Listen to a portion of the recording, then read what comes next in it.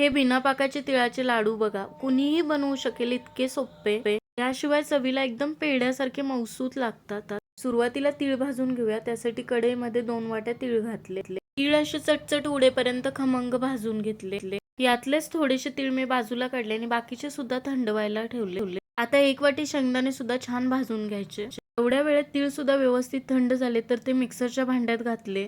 आता यामध्येच मगाशी भाजून घेतलेले शेंगदाण्यांची मी सालं काढून घेतली होती, ती सुद्धा घालून व्यवस्थित बारीक वाटून घेतलं. जास्त सुद्धा पावडर करायची नाही, थोडंसं जाडसरच ठेवायचं. आता यामध्येच 2 वाट्या बारीक चिरलेला गूळ घालून पहिल्यांदा हाताने व्यवस्थित अशा प्रकारे मिक्स करून घ्यायचं. आता गूळ आणि तीळ एकजीव व्हावा यासाठी परत एकदा मिश्रण फिरवून घ्यायचं. यामध्येच मी 1 चमचाभर तूप घालून व्यवस्थित वाटून घेतलं. तीळ आणि गूळ परत एकदा मिक्सरला फिरवून घेतल्यामुळे काय होतं, लाडूंना बाइंडिंग छान येतं. त्यामुळे ही स्टेप अजिबात स्किप करू नका.